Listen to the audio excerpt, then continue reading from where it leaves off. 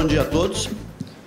Eu gostaria de agradecer a coordenação da NCP, principalmente na pessoa do professor Raizildo, pelo convite. Dizer que é sempre um prazer, né, tentar trazer uma pequena contribuição a esse 18º seminário. A gente já tem trabalhado nesse tema há alguns anos, né? Eu acho que nos últimos 10 anos muito tem sido falado sobre seleção para fertilidade, para precocidade, fertilidade e precocidade sexual em zebuínos.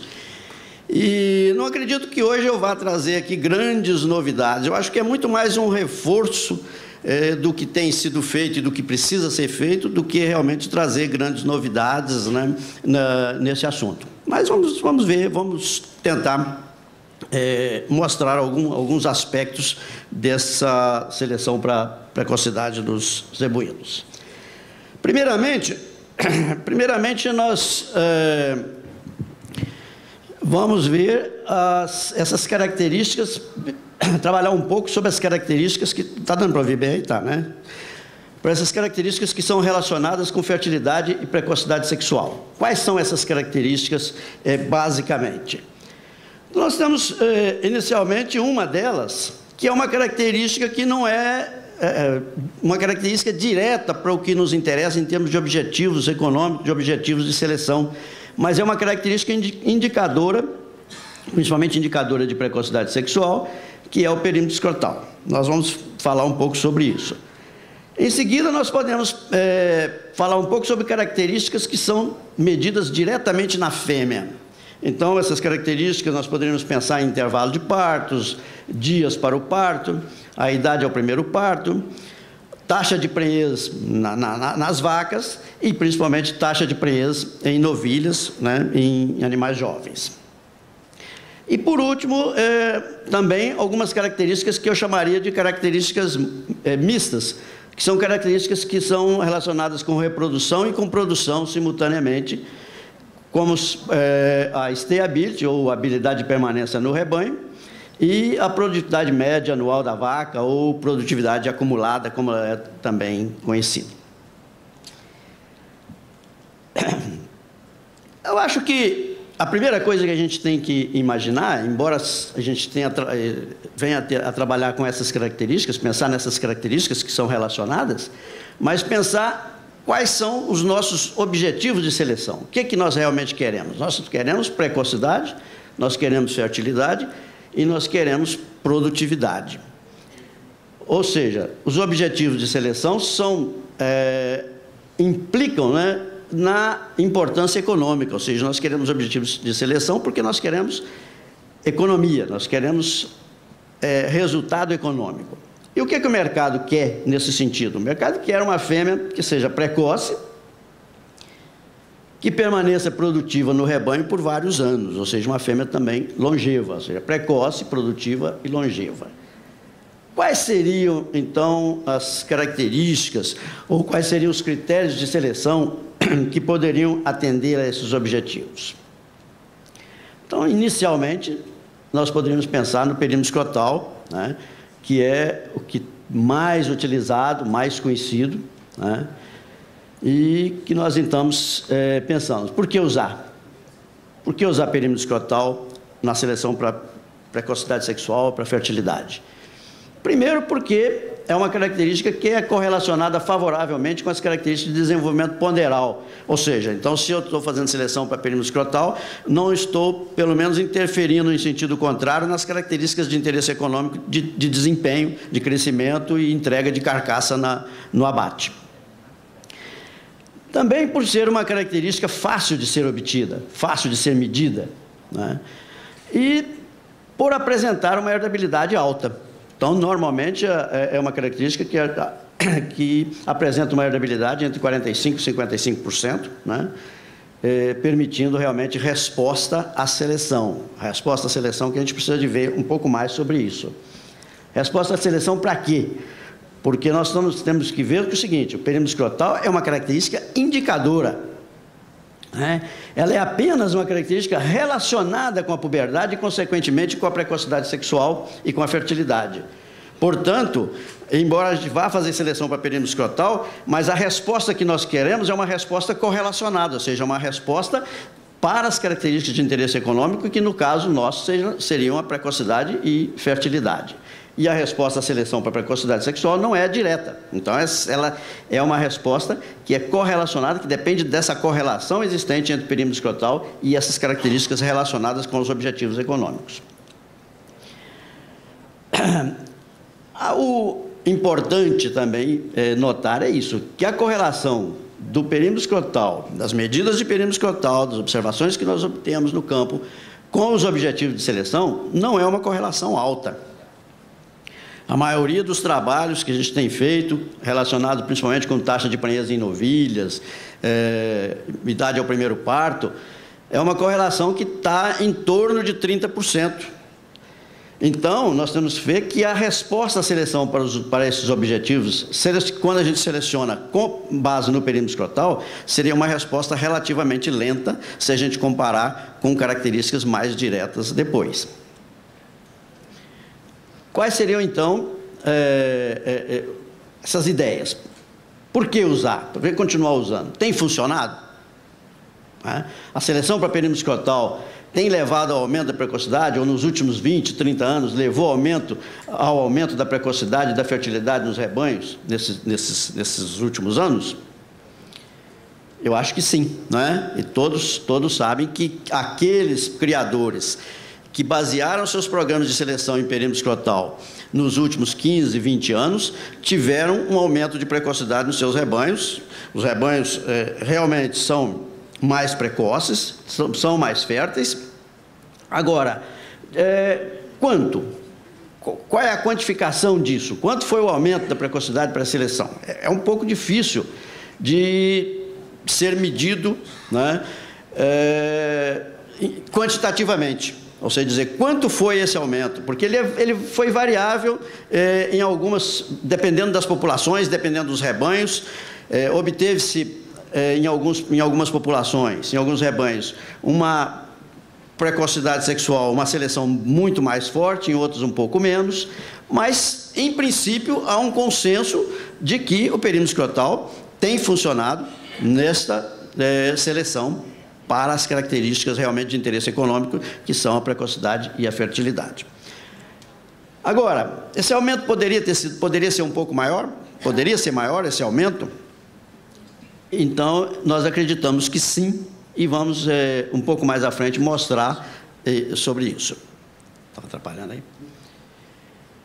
Agora, antes disso, a gente precisa também chamar um pouco a atenção, talvez por uma ênfase, às vezes exagerada, das informações de perímetro escrotal.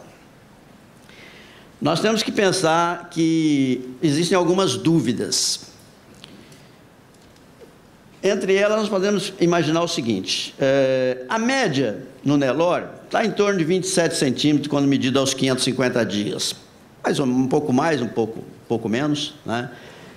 Agora, a gente tem que pensar o seguinte: a partir de quanto abaixo dessa média seria realmente prejudicial, o perímetro escrotal seria realmente prejudicial, essa relação do perímetro escrotal com fertilidade seria realmente prejudicial, ou seja, eu iria abaixar o nível de precocidade. E até quanto acima da média eu teria esse benefício? Então, o que isso quer dizer? A gente tem que começar a ficar atento para os exageros, ou seja, não focar nos extremos, ou seja, focar nos extremos de perímetro escrotal, querer cada vez mais um perímetro escrotal muito grande, achando que com isso nós vamos ter benefício. Qual é a importância realmente? Então, às vezes, se vai a um leilão ou em alguns comentários, né, de se falar, por exemplo, que olha esse reprodutor que acabou de entrar aí na pista com 45 centímetros de perímetro escrotal. Qual a importância disso? Na verdade, muito pouca, né? Na verdade, praticamente nenhuma. Porque o que importa realmente...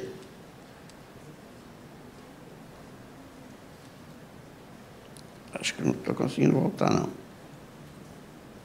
Ok. O que importa realmente é a diferença em relação ao lote em que o animal estava. Ou seja, e isto numa idade padrão.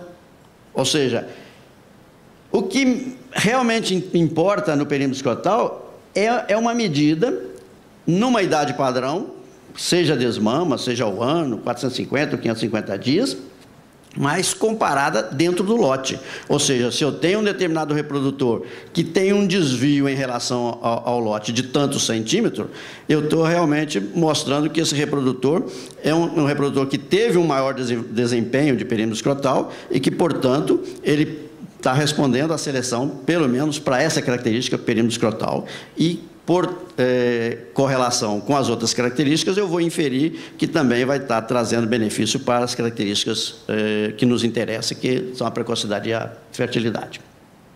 Então, é muito importante isso, não focar fora deste padrão, ou seja, que é a medida no momento certo, na idade padrão e comparado dentro de lote. Não adianta fazer simplesmente o indivíduo, o valor absoluto de um determinado indivíduo, não quer dizer muita coisa.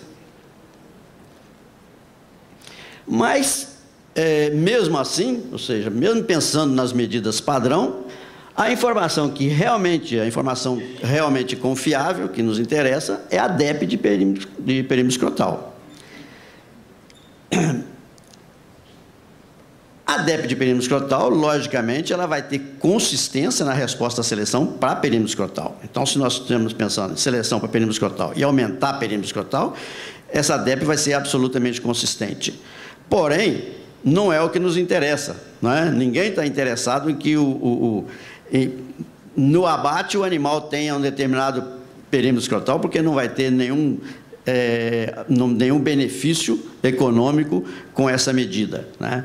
O que nós queremos é realmente focar na correlação do perímetro escrotal com as características de interesse econômico, que para nós são precocidade e fertilidade, e temos que imaginar, então, que, embora estejamos selecionando para perímetro escrotal, a resposta que eu vou ter para as características de interesse econômico é uma resposta que vai depender do valor dessa correlação.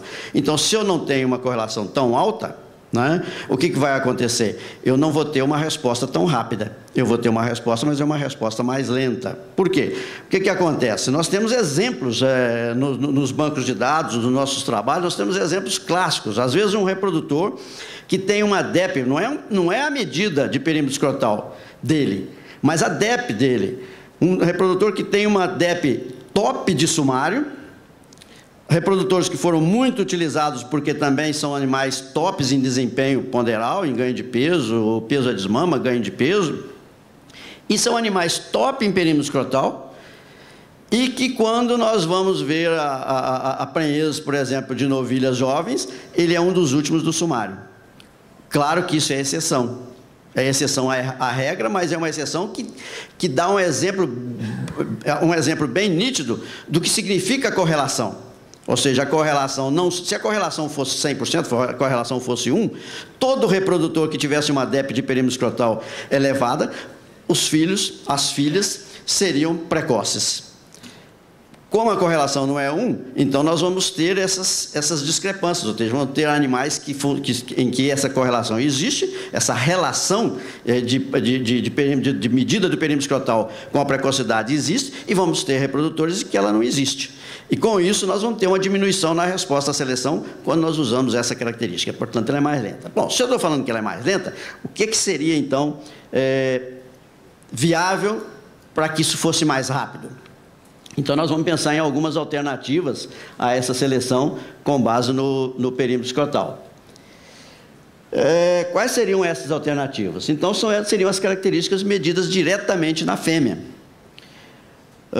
A primeira delas, que eu incluí, na verdade, um grupo de 3, que seria intervalo de parto, dias para o parto e idade ao primeiro parto. Essas 3 características já foram implementadas no passado e têm sido utilizadas ainda em alguns programas.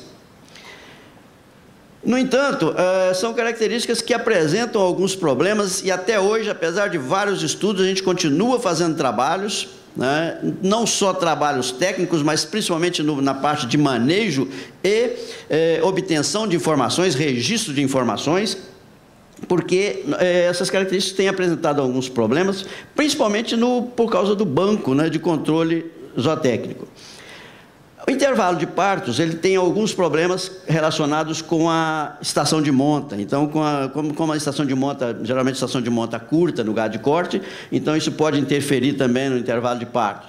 Dias para o parto é uma característica que às vezes apresenta definições diferentes. Nós podemos ter definições de dias para o parto como sendo o primeiro dia na estação de monta até o parto, ou algumas definições têm sido feitas do o primeiro nascimento na estação de nascimentos até o parto, e considerando esse primeiro nascimento como o dia 1 para todas as fêmeas que vão parir. Então, são duas definições que existem, as duas apresentam certos resultados relativamente bons, mas nós temos ainda problemas, principalmente na obtenção dos dados, porque o grande problema é a formação de lotes. Todas essas características, para que sejam bem trabalhadas, para que sejam bem avaliadas, há necessidade, como no ganho de peso, como no peso de desmama, em todas as outras características, há necessidade de que os lotes sejam bem formados. E o grande problema até hoje é que não tem sido conseguido a obtenção de lotes adequados, bastante adequados, né, suficientemente adequados, para se trabalhar essas características. Com isso, o que acontece? A herdabilidade tem sido baixa. Então, a herdabilidade de ponto 12, ponto 13, que é relativamente baixa para se ter resposta, para se trabalhar num programa de seleção, esperando uma boa resposta. Se a gente conseguir, e nos últimos anos a gente tem conseguido um pouco mais disso, um controle melhor sobre os lotes, na formação de lotes, talvez nós vamos conseguir implementar isso, aumentar essa herdabilidade, e passa a ser uma característica que possa ser utilizada também na seleção para precocidade, para fertilidade e para o desempenho. A idade ao primeiro parto é uma característica que tem sido também utilizada e que apresenta um problema principal. São dois problemas principais, mas um deles, o maior deles, talvez seja o próprio problema de manejo. Ou seja, para que a idade ao primeiro parto fosse uma característica realmente adequada, totalmente adequada para os programas de seleção, nós precisaríamos que fossem desafiadas as novilhas jovens, ou seja, fosse dada oportunidade a partir dos 12 meses, 13, 14, para as novilhas.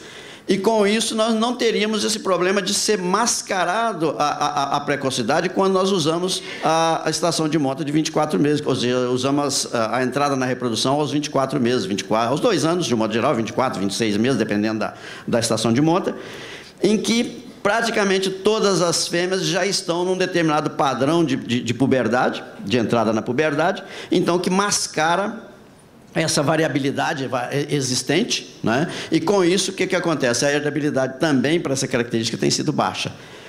Alguns experimentos têm sido feitos quando se tem um grupo, uma certa população, em que foi feito o desafio jovem das novilhas, e que a gente faz a idade ao primeiro parto para essas novilhas, a herdabilidade para essas características, se estima, faz a predição de herdabilidade para essas características, nós vamos ver que às vezes a gente obtém um determinado valor de 30% a 35% de herdabilidade. E quando nós fazemos com as vacas que entraram na reprodução aos 24 meses, aos 2 anos, essa herdabilidade cai para 10%, 12%, 15%. Quer dizer, então é muito mais baixa. Então seria uma característica, para quem faz desafio jovem, seria uma característica importante. Só que, se você faz o desvio jovem, nós vamos ver depois que tem outra característica também que pode ser utilizada, e então seriam as duas características que poderiam ser utilizadas. Logicamente, existe um problema de custo-benefício nisso, nem todo mundo faz estação de 14 meses, faz desafio precoce, né? Apesar de que eu acho que vale a pena se fazer isso, nós vamos ver por outras razões. Mas essas características passam a ter um certo problema na sua utilização, e a gente talvez prefira passar um pouco para essa segunda, que seria a preixe de novilha jovem, né? Que logicamente é uma característica que também vai depender, de um manejo diferenciado na propriedade, né? que é desafiar as novilhas jovens, de 12 a 16 meses de idade, em uma determinada estação de monta, né, utilizando inseminação ao touro. Acho que a maioria, todos que estão aqui sabem disso, não é nenhuma novidade, né, mas apenas um reforço. Principalmente o reforço seria esse, desculpa, achar esse buraquinho aqui. O reforço seria isso, que para que o trabalho realmente seja bem feito, e a maioria das propriedades que fazem desafio jovem de novilhas não tem feito isso, ou seja, faz uma pré-seleção, para que funcione realmente, para que os parâmetros genéticos sejam bem estimados, todas as novilhas disponíveis no início da estação de monta deveriam ser desafiadas, pois deveriam ser desafiadas, independente do peso corporal ou da sua condição, do peso ou da sua condição corporal. Então, seriam todas, porque com isso nós iríamos ver realmente a variabilidade existente nessa precocidade e conseguiríamos estimar os parâmetros, né, principalmente a herdabilidade, estimar de uma forma bastante correta. Quando se faz isso, ou seja, quando se trabalha neste modelo aqui, com todas as fêmeas disponíveis, nós vamos ver que a herdabilidade é bastante alta para a taxa de prenhez de novilhas jovens. 40% a 55%, dependendo da metodologia. As publicações mais antigas estavam dando conta de 55%, nós somos com modelos mais modernos um pouco, que estão abaixando um pouco, mas voltando para um padrão até bastante consistente, em torno de 40% de herdabilidade para essa característica, o que é fantástico em termos de característica reprodutiva, né? Neste caso, para essa característica, nós não temos a mesma... nós temos essa diferenciação com o perímetro escrotal, ou seja, enquanto o perímetro escrotal era uma característica correlacionada e a resposta da seleção dependia dessa correlação, depende dessa correlação, aqui a resposta é uma resposta direta, ou seja, só vai depender da seleção na própria característica para que aumente a própria característica. Então, é a resposta direta e nós vamos ter, então, nós podemos ter uma maior resposta. E essa DEP para PP14, né, para prenhez de novilha jovem, é uma DEP que expressa a chance de um animal, seja touro ou vaca, produzir filhas que ficam prenhas aos 14 meses de idade, comparada com filhas de outro animal, né? Nós não estamos entrando muito mais nos detalhes, depois nós vamos mostrar alguns resultados, mas, em princípio, é isso. Nós fazemos uma avaliação pela metodologia mais adequada, uma metodologia voltada para essa característica, que é uma característica categórica, porque os resultados que se obtém é sim ou não, ou seja, é prenhe ou vazio. Então, utilizando uma metodologia adequada para esse tipo de característica, nós podemos fazer uma avaliação, obter um banco de dados e fazer uma avaliação adequada para obtermos as DEPs para prenhez precoce de novilha, que a gente chama aí de PP14, mas poderia ter outros nomes. Baseado em um banco de dados de 28 mil fêmeas disponível, né? Depois nós vamos voltar a falar um pouquinho sobre esse quadro, mas nós podemos fazer e fazemos a nossa avaliação nesse programa com o qual a gente trabalha, e obtém-se, então, um sumário de reprodutores, e nós podemos, então, ter a identificação dos melhores touros para precocidade sexual e publicados no sumário, como nesse caso aqui, no sumário de 2011. Então, nós temos os melhores touros para precocidade sexual, né? A gente volta a falar um pouquinho sobre isso depois, em termos de resultados.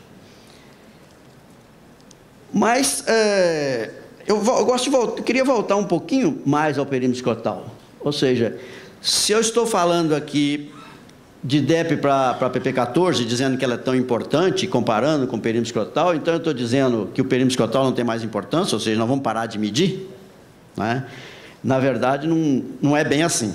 Ou seja, a informação de perímetro escrotal, as metodologias atuais, elas permitem que as análises sejam feitas multicaracterísticas, né? Nós vamos falar aqui só de duas, depois mais para frente falar um pouquinho mais das análises atuais que a gente tem feito. Mas se eu pensar em duas características analisadas simultaneamente, então eu vou ter uma incorporação dessas informações de perímetro escrotal na DEP de prenhez de novilhas, que é o que tem sido feito.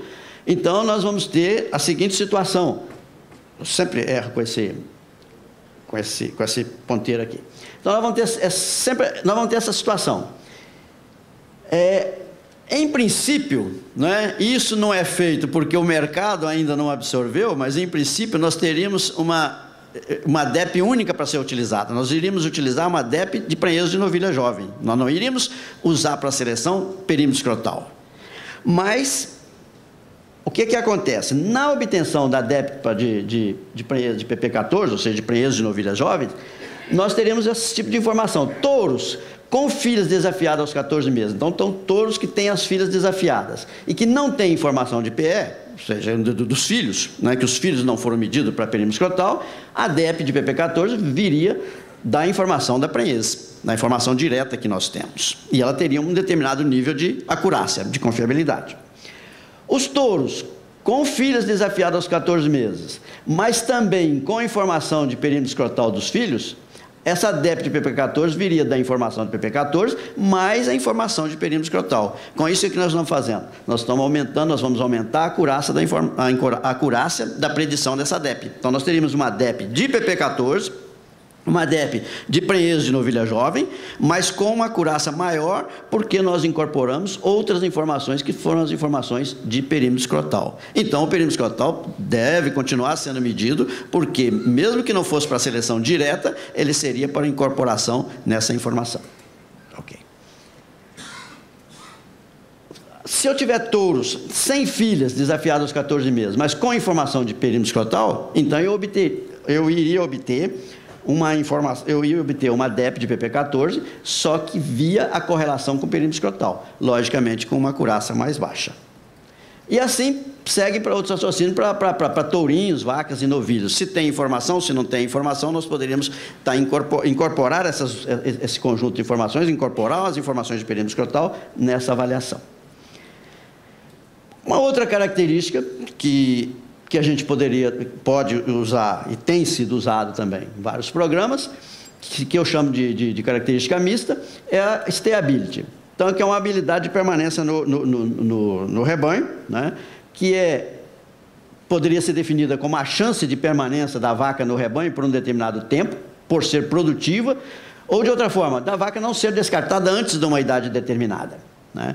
A correta interpretação desse sumário vai depender, no entanto, da política de descarte no rebanho. Ou seja, se o animal permanece no rebanho, mas sempre permanecendo produtivo, então essa característica vai funcionar bem e vai apresentar bons resultados. Se eu não tiver essa política bem rígida de descarte e deixar vacas que não são produtivas permanecendo no rebanho, logicamente nós vamos ter alguns problemas de interpretação depois dos resultados. Vacas, um dos problemas dessa característica é que vacas jovens e também touros jovens não entram no arquivo de dados, ou, portanto, não são avaliados, porque precisam de oportunidade para atingir esta característica. Uma das características de stayability é a stay 6, ou seja, que a definição é a mesma, mas seria a chance da vaca não ser descartada antes dos 6 anos, né? Ou seja, permanecer no rebanho por 6 anos ou mais. A característica, do mesmo jeito da PP14, é uma característica categórica, ou seja, se a vaca foi descartada antes dos 6 anos, eu codifico como 0, se ela foi descartada depois dos 6 anos, codifico como 1. Vou aplicar a metodologia específica para avaliação de característica categórica e vou obter as DEPs também expressas em porcentagem, né? Então, é uma DEP que expressa a chance do animal produzir filhas que permaneçam no rebanho por 6 anos ou mais, comparado com as filhas de outro animal. Um arquivo de 104 mil vacas foi utilizado, 70% tinha stay 0, 30% stay 1, ou seja, 30% da população ficava mais de 6 anos no rebanho, os outros 70% era descartado antes dos 6 anos. E com isso se obtinha um sumário, né, e algum resultado do sumário. Nós temos aí só rapidamente, isso aí, qualquer do sumário pode ser encontrado, mas só para ter uma ideia. É interessante prestar atenção nesses primeiros animais, os animais tops desse sumário, porque nós vamos mostrar rapidamente a próxima característica e podíamos dar uma comparada com isso aí, que é a produtividade anual média da vaca, ou, né, conhecida dentro dos programas, o programa da ANCP, por exemplo, conhecida como produtividade acumulada, que ela mede a produtividade da vaca em termos de quilograma de bezerro desmamado por vaca por ano. Na formação desse arquivo são computadas as vacas que desmamaram pelo menos um bezerro. E o peso a desmama é ajustado para os efeitos não genéticos, grupo contemporâneo, idade, a pesagem, etc., de modo que o peso do bezerro a desmama, ele é computado, que é utilizado para computar essa análise, para fazer essa análise, é considerado como produtividade exclusiva da vaca, tendo em vista que foi ajustado, inclusive, para o peso, para o pai do bezerro. Dentro desse conceito ainda, então, é uma DEP que permite selecionar animais, progenitores de vacas, animais que produzem filhas, com maior média anual em termos de quilograma desmamado ao longo da sua vida produtiva. Um arquivo de 124 mil vacas foi utilizado e nós fizemos um sumário. O que eu chamo a atenção, eu chamei a atenção agora mesmo, é olhar que os animais tops desse sumário, dessa lista anterior, e esses aí são muito próximos. A mudança foi muito pequena. Por quê? Porque o que acontece é o seguinte, as duas características nessa população, as duas características, a habilidade de permanência no rebanho está muito relacionada com a produtividade das fêmeas. Então, fêmeas produtivas permaneciam no rebanho, que comprovou, foi muito interessante nessa população, que veio a comprovar isso, ou seja, estão ficando no rebanho até os 6 anos ou mais, as fêmeas realmente produtivas, porque a correlação a correlação entre as duas características, stability e a produtividade acumulada, ou a produtividade anual média, foi muito alta, a correlação genética entre as duas características foi muito alta. Bom, no modelo atual de análise, eu queria só uma chamada muito rápida. O que fez? As metodologias, os programas estão agora muito atualizados e permitindo incluir mais características. Então, ao invés de fazer, por exemplo, PP14 com perímetro escrotal só, outras características correlacionadas que apresentam uma correlação adequada podem ser utilizadas. Por exemplo, o ganho de peso pós-desmama tem sido bastante... a gente tem obtido resultados muito bons para a correlação com PP14.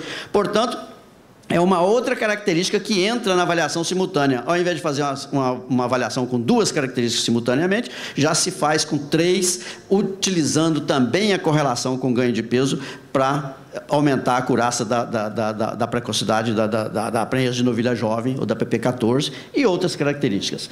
Isso vale tanto para a PP14, como vale no caso da produtividade da stability, que nós fazemos a análise simultânea com a produtividade anual, ou seja, com a produtividade acumulada, e uma característica levando ao benefício, levando ao aumento de acurácia da outra, que no caso, em termos de seleção, nós poderíamos usar uma delas apenas, escolher uma delas, eleger uma delas para utilização, mas poderíamos ser avaliado utilizando essa correlação para aumentar a acurácia, aumentar a confiabilidade da predição do mérito genético deles. Ok? A seleção genômica, eu coloquei aqui, por quê? Porque realmente é a questão da moda atual, né? É a questão vigente, os marcadores moleculares estão aí, nas características de desempenho e também nas características de precocidade sexual, nas características de fertilidade. Nós não vamos entrar nesse detalhe, porque nós precisaríamos de fazer uma outra palestra sobre seleção genômica, e eu acho que nós vamos ter também uma palestra sobre seleção genômica. Então, apenas existe um trabalho no site, foi publicado, dentro desse contexto, um pouco de revisão sobre esse assunto, que pode ser lido, mas nós não vamos entrar nos detalhes nesse momento de seleção genômica. Alguns resultados fenotípicos que a gente tem, e que gostaria de mostrar, é o seguinte. Primeiro foi desse quadro, do total de 28 mil fêmeas, nós tivemos 84% de PP14 zero, ou seja, de fêmeas que foram expostas aos 14 meses, 84% de vazias e apenas 16% de prenhez precoce. Agora, a gente pergunta, né, a taxa de prenhez é baixa, né, no desafio de novilhas jovens? Nós precisamos de prestar atenção em que tipo de situação isso tem ocorrido, porque nós sabemos de populações em que essa taxa tem sido maior. Nesse caso dessa população, primeira coisa, a reprodução exclusivamente em pasto de boa qualidade, bem entendido, mas reprodução exclusivamente a pasto. Todas as novilhas entre 12 e 16 meses de idade foram expostas, independente do peso e de sua condição corporal, portanto, novilhas com baixo peso peso aos 12 meses entraram também, ou baixo peso na idade que entravam na estação de monta, não foi olhado isso. Ou seja, todas as novilhas que estavam lá naquele momento, tinham sido selecionadas para participar da estação de monta, elas entraram nesse esquema. E outra, por uma questão de economia, por uma questão de fazer um trabalho de baixo custo, foram usados lotes grandes com uso de reprodutores múltiplos, né? Se nós estivéssemos usando lotes pequenos, né, e outros tipos de trabalho, seja com inseminação ou com lotes controlados, nós poderíamos talvez ter uma taxa um pouco maior do que isso, né, até bem maior. O importante também, para quem for trabalhar com isso tem que pensar, é que este trabalho exige um controle absoluto dos lotes de reprodução. Então, nós temos que, os lotes de reprodução têm que ser muito bem controlados, porque é dentro do lote que vai ser comparado. Mas alguns resultados são interessantes, né? Nós temos, por exemplo, nós temos 16% de prenhez no total, mas quando nós pegávamos filhas de vacas normais, ou seja, filhas de vacas que não tinham sido classificadas como precoces, nós tivemos uma taxa de prenhez de 15%, 15,3%. E quando pegamos só as filhas de precoces, ou super precoces, como a gente chama, que são fêmeas que tiveram a idade ao parto com menos de 28 meses, até 27 meses, então, quando nós pegamos essas filhas, nós obtivemos 22% de prenhez, o que era um belo de um incremento, mostrando quanto que essa característica realmente é herdável, né? Então, esse é um quadro que é bastante interessante, mostrando que a seleção funciona realmente muito bem, tendo em vista que as filhas de precoce tiveram um incremento muito elevado.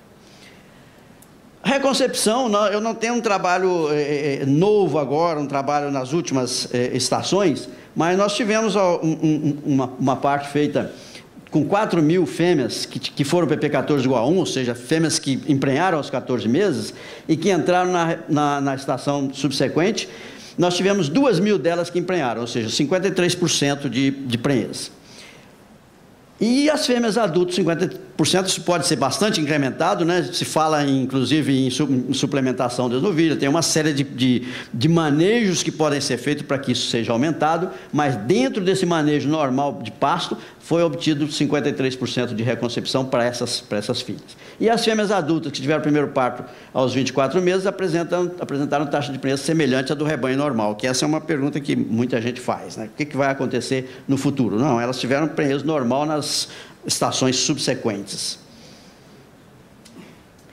É interessante a stayability, eu mostrei esse quadro, mas tem uma coisa interessante. Quando eu peguei o trabalho das fêmeas que eram PP14-0 e PP14-1, ou seja, fêmeas que emprenharam aos 14 meses ou não, e nós fomos olhar os dados de stayability, 27% permaneciam, 27% das que eram PP14-0 permaneciam no rebanho depois dos 6 anos. Mas como nós pegamos as PP14-1, ou seja, aquelas precoces que emprenharam aos 14 meses, 48% permaneceram no rebanho por 6 anos ou mais, mostrando que realmente há um benefício para essas novilhas, que elas são mais férteis, são precoces, mais férteis, vão produzir mais bezerro e, portanto, vão permanecer no rebanho.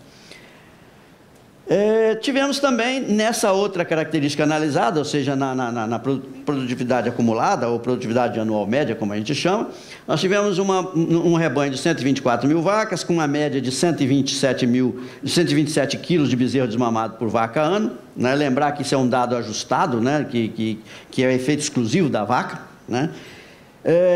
Mas nós tivemos a seguinte situação: 138 quilos de média, né, para 20.000 vacas, 138 quilos de produção média por vaca ano, mas as PP14-0, eu não vou acertar, só no fim da palestra que eu vou acertar isso aqui. Só as fêmeas que foram PP14-0 produziram 136, e as PP14-1 produziram 148. Esse é um dado importante, mostrando que realmente as fêmeas precoces, elas continuam produzindo e produzindo mais bezerro desmamado por ano. Mostrando que realmente não há prejuízo no futuro para essas vacas que parem precocemente. Essas duas outras transparências, elas são um pouco polêmicas e a gente precisa talvez discutir um pouquinho mais, mas eu achei curioso. Isso foi um trabalho apenas de curiosidade que eu fiz, né, de vacas expostas aos 14 meses e que desmamaram bezerro. Então eu peguei 21 mil vacas que tinham desmamado bezerro. Essas 21 mil vacas produziram 62 mil bezerros. Agora, as PP14-0 foram 16 mil vacas, produziram 45 mil bezerros, dando uma média de 2,7 bezerros por vaca, e a média de peso desses bezerros aos 205 dias era de 183 quilos. Então, multiplicando esses 2,7 por 183, eu obtinha para uma vaca, não é vaca ano, mas para o total dessa vaca, de produção dessa vaca, 494 quilos de bezerro desmamado. E para a PP14-1, nós tínhamos uma média de 3,93 bezerros por vaca, uma média um pouquinho menor de peso 205, mas com 711 quilos de bezerro produzido, mostrando que as PP14-1 produzia 217 quilos a mais de bezerro ao longo da vida, em média, né? Se eu for um pouquinho mais à frente, porque eu tenho que imaginar que nesse quadro anterior, eu só peguei vacas que desmamaram bezerro, mas tem vacas que entraram na reprodução de 2 anos e também não emprenharam. Então, se eu fizer as contas disso, a minha média cai um pouquinho mais, e eu vou ter 2,26 contra 3,93, eu vou ter 297 quilos a mais de bezerro por vaca.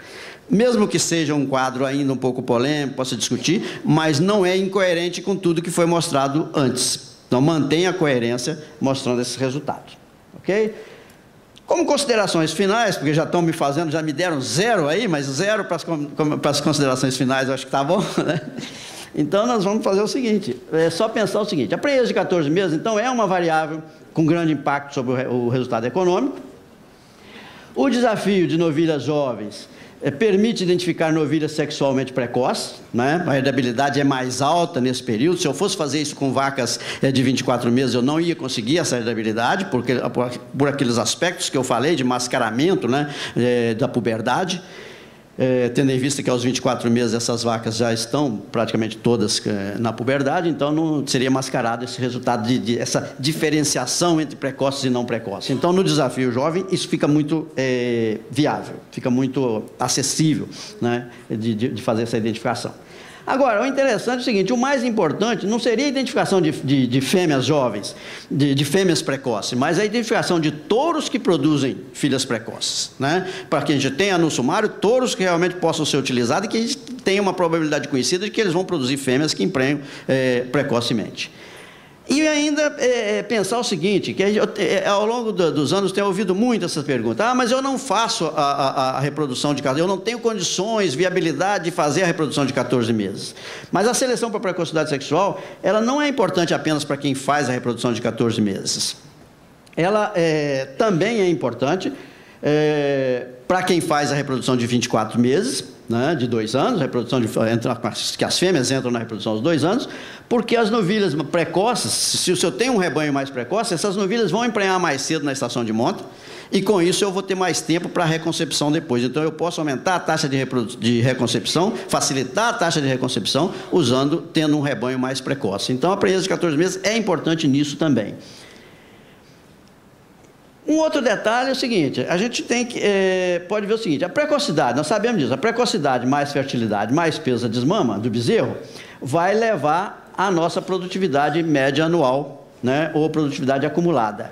E, consequentemente, baseado nessa correlação genética que nós obtivemos de 90% das duas características, consequentemente vai fazer com que essas vacas produtivas permaneçam no rebanho por 6 anos ou mais, permaneçam no rebanho por um tempo determinado para se tornarem viáveis. Então, a correlação entre essas duas características foi muito alta, mostrando isso, né? Que a produtividade acumulada, a produtividade média anual com a stayability tem uma correlação muito elevada, principalmente nessa população eu acho que é uma consequência em todas as populações. Então, essas análises mostraram isso, né, mostraram que as fêmeas mais produtivas são as que realmente permaneceram no rebanho. Agora, se eu tenho duas características que têm uma correlação desse nível, de 90%, bastaria que eu usasse uma delas. né? Nós poderíamos usar ou a stayability ou a produtividade acumulada, é uma questão de decisão, uma questão de discussão. Nós poderíamos usar uma das duas características, mas usando sempre as informações das duas para fazer a avaliação genética. As análises multicaracterísticas de hoje, né, permitem aumentar a acurácia das DEPs para características relacionadas com a precocidade e fertilidade, né? Então, nós incorporando ganho de peso na análise, incorporando período escrotal, então nós vamos fazer isso, incorporando na análise de stayability também a produtividade acumulada. Enfim, nós podemos usar essas características, essas informações adicionais, fazer as análises simultâneas, utilizando mais de uma característica simultaneamente, e nós vamos aumentar a nossa acurácia. Aqui, tanto também na PP14, quanto nessa de produtividade, sempre que eu conseguir fazer uma análise multicaracterística, mas envolvendo características que são realmente correlacionadas, eu vou ter um aumento nessa acurácia da predição do mérito genético. Então, a realidade do zebu brasileiro, que a gente isso é antigo, esse quadrozinho, né, que eu sempre apresento, é que a população de zebuínos é composta de animais tardios e de precoces. As técnicas de análise atuais permitem separar os dois grupos e é, portanto, possível formar um rebanho de zebuínos precoces, férteis e produtivos. Basta selecionar. Muito obrigado.